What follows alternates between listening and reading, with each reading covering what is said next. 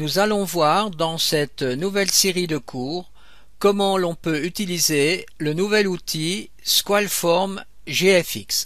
Vous pouvez donc vous rendre à cette adresse internet udn.epicgame.com et sous Squalform GFX, vous avez ici toutes les informations officielles. On voit ici que justement cet outil fait appel à Adobe Flash Professionnel CS4 et même CS5 qui vient de sortir. Là vous avez donc toute la documentation officielle qui vous explique le fonctionnement de ce nouvel outil. Ce qui nous permet donc de mettre dans le jeu UDK des animations faites avec Flash. Je vous conseille ensuite d'aller télécharger donc ici par exemple la partie 1 qui est valable pour la dernière release donc de UDK qui est de août. Vous commencez par ouvrir donc Adobe Flash CS4. Vous pouvez bien sûr utiliser une trial version que vous pouvez télécharger sur le site Adobe. Alors la première chose à faire est maintenant de configurer Flash pour que cela fonctionne avec le jeu UDK. Alors pour cela vous allez dans les extensions de Flash et ici vous allez installer le Squalform Click, ouvrir, vous acceptez, OK. Vous voyez ici le chemin où se trouve justement cet outil là. Donc c'est UDK 2010-08, c'est la dernière version actuelle, dans le fichier binaire GFX Click Tool. Alors, une fois que votre Squalform est installé, vous pouvez fermer les extensions. Ensuite, vous allez sur Fenêtre, Autre panneau, Squalform Launcher. Ensuite, il va falloir configurer donc cet outil. Alors, je fais plus. Ici, je clique encore sur plus. Et là, je vais sous UDK 2010-08, fichier binaire, GFX, et je fais FX Media Player. Ouvrir. OK. OK. Et voilà cet outil que je peux mettre, par exemple, ici, en haut des menus. Vous devez encore créer ici dans les préférences un chemin pour l'action script. Donc action script, paramètres d'action script, la version donc 02. Pour la version 3, ce sera pour plus tard. Ensuite, vous allez créer ici un, par exemple, je vais supprimer, bon, donc ça. Vous faites plus, vous choisissez ici le dossier et vous recherchez donc le chemin suivant sous UDK 2010-08, donc la dernière version, sous développement, Flash, clic, OK, et ce chemin, vous le mettez en haut de cette liste, OK.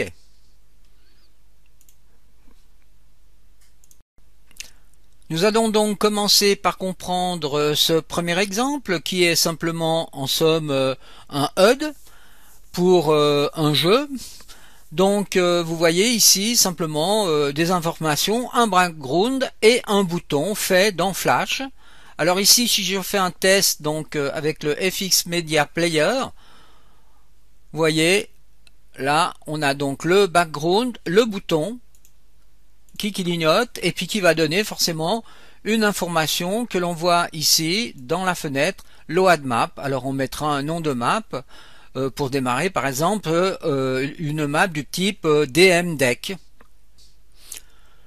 Je commence donc par créer un répertoire Flash dans UDK 2010-08.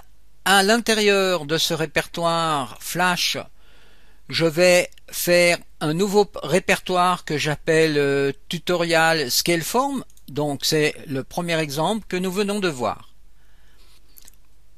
Je commence par ouvrir Photoshop et je vais créer donc un background. Alors pour cela, je vais créer un background de 1024 par 768. OK. Et je vais faire un import et importer le background donc qui se trouve ici. Voilà. En faisant bien attention que l'image se trouve en mode RGB Color, 8 bits channel.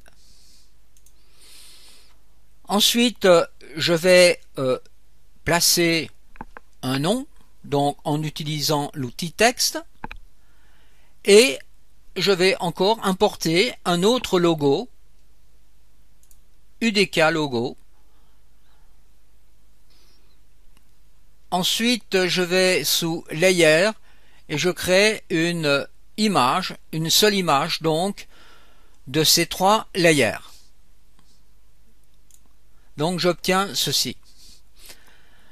Ceci, je vais le sauver maintenant au format, vous voyez ici PNG, et ceci est très important.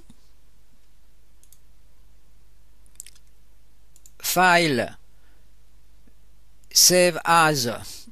Et ici, vous voyez que je donne le nom de logo Passion 3D au format PNG. Je fais enregistrer et ceci se trouve donc dans le tutoriel Squareform que nous avons créé avant. Donc je fais enregistrer. Bon, là je vais le remplacer. OK. OK. Ensuite, dans le logiciel Flash, je fais fichier nouveau, fichier flash AS2. Donc j'obtiens ceci et je définis ici la taille. Donc ce sera 1024 par 768 avec la cadence d'image ici à 30. OK. Fichier importé dans la scène, eh bien le logo Passion 3D que j'ai créé au format PNG, ouvrir. Si je vais ici dans la bibliothèque, je vois donc le logo qui est présent, bouton droit, propriété, et là je vais donc changer ceci par un petit espace. Ensuite j'autorise le lissage. Je lui dis que c'est le format sans perte PNG et je fais OK. Ensuite, je fais tout de suite un fichier enregistré sous, donc dans le répertoire tutoriel Squareform. Alors là, je vais mettre démo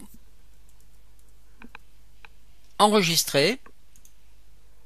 Et je peux faire ici déjà un test en cliquant sur le bouton Media Player et vous voyez que nous avons bien le background qui est déjà présent. Alors maintenant nous allons créer un bouton avec une interaction sur le bouton. Pour créer un bouton, je vais commencer par créer un nouveau layer. Je clique ici sur Calque. Je change le nom et je l'appelle bouton. Ensuite, je choisis ici un rectangle, un outil rectangle dont les propriétés vont se trouver ici. Vous voyez que j'ai mis ici 30. Voilà, pour avoir un bord arrondi. Ensuite, je vais encore intégrer ici à l'intérieur un texte. Une fois que le rectangle est créé, je le sélectionne. Vous voyez ici que nous avons affaire à une forme. Nous allons convertir en modification, convertir en un symbole, mais ici du type bouton, que je vais appeler ici bouton.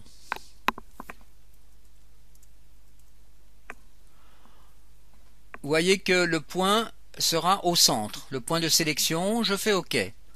Et si je vais dans la bibliothèque, vous voyez ici que j'ai le symbole bouton. Je clique ensuite sur donc ce symbole deux fois. Vous voyez que j'apparais ici au niveau du bouton. et que là vous avez donc les différentes possibilités pour un bouton, donc haut, dessous, abaisser et cliquer. Je vais mettre aussi donc des points clés, insérer une image clé pour ces deux possibilités. Donc voilà, je peux revenir sur la séquence. Je vais encore effectuer un changement de couleur sur le bouton pour la séquence ABC en choisissant ici par exemple du rouge. Voilà. Je peux ensuite rajouter un layer que je vais appeler texte.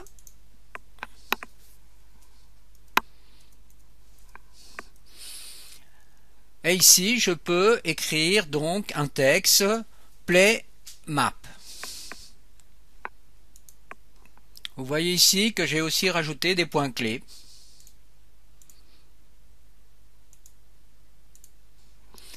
Je vais maintenant encore rajouter un curseur, donc en rajoutant ici un nouveau layer que j'appelle curseur.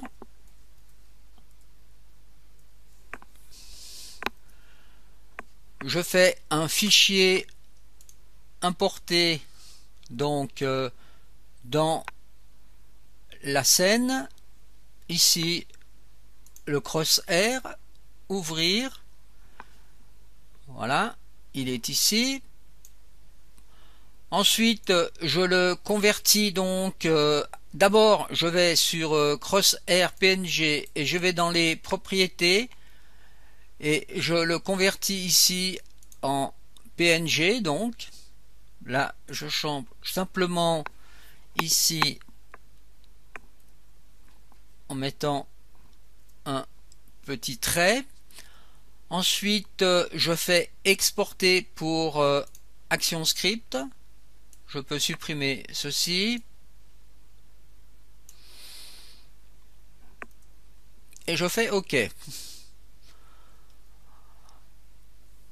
Ensuite je vais devoir convertir en un clip, convertir le symbole en un clip vu qu'il va se déplacer.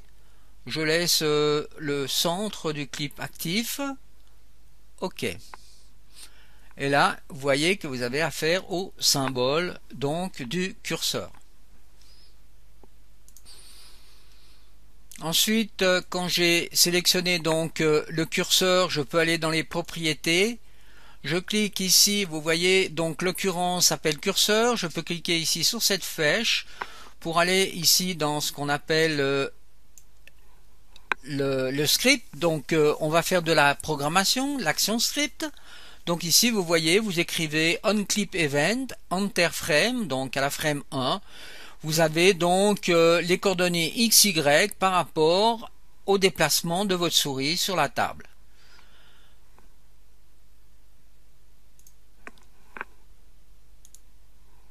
Et cette fois-ci, vous voyez là, donc vous avez le code pour le curseur. Ensuite, sous le bouton Play Map, vous devez encore écrire ces lignes de code. C'est-à-dire que quand on presse donc le bouton, vous avez une commande fs commande qui dit charger la map, load map. Donc n'oubliez pas maintenant de tout sauver votre travail. Et ensuite, vous allez faire une publication donc de ce flash pour l'intégrer dans le jeu UDK. On peut maintenant faire aussi un essai en cliquant sur cette icône. Vous voyez que le curseur donc se déplace bien avec le déplacement de la souris. Ensuite, si je clique sur le bouton, il change de couleur et il m'envoie un ordre, vous voyez, de load map que nous allons utiliser donc dans le jeu UDK.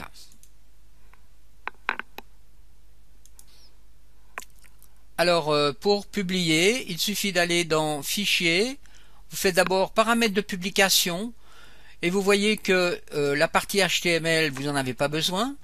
Donc vous faites simplement Flash. Ici vous vérifiez que sous Flash vous êtes bien avec le lecteur Flash Player 8 et le script ActionScript 2. Vous pouvez faire publier et à ce moment-là, le fichier Flash est publié dans le répertoire tutorial Scaleform.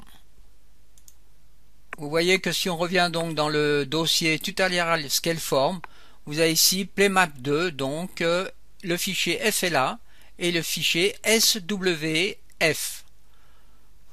D'ailleurs, vous voyez que si je clique deux fois sur ce fichier, eh bien, je vois ici donc l'action de ce flash. Nous allons donc voir par la suite comment l'on peut l'intégrer maintenant dans l'éditeur UDK. Vous ouvrez donc l'éditeur UDK. Ensuite, eh bien, vous faites un simple cube, vous mettez un player start et ensuite dans le content browser, vous faites import. Vous importez donc PlayMap2. Ensuite, vous laissez ici par défaut, vous faites OK to all. Voilà, vous avez ici le fichier SWMovie, la texture du background et la texture du curseur. Ensuite, vous faites un save pour sauver votre fichier. Et maintenant, vous ouvrez le Kismet. Vous créez d'abord un level loaded, donc dans New Event Level Load.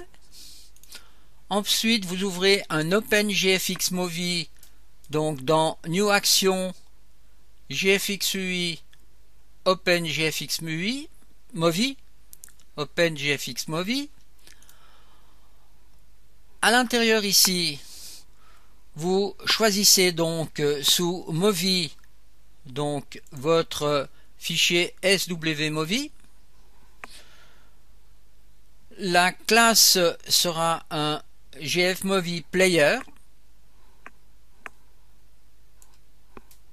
Ensuite, vous faites un TechFocus. Vous activez donc cette variable.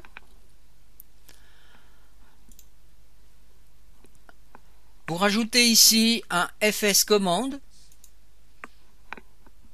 qui est relié à un module console commande avec le player 0. Donc ici dans le FS command, vous avez la commande loadMap que nous avons mis donc dans le flash.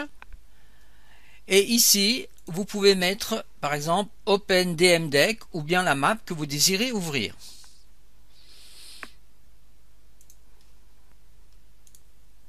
Donc le FS command, vous le trouvez dans New Event GFX UI FS command. Et puis pour ce qui concerne la console, vous devez la trouver à cet endroit, donc sous New Action console commande. Voilà. Et la variable player 0, c'est new variable player. Et ici vous rajoutez soit all player, soit simplement le player 0.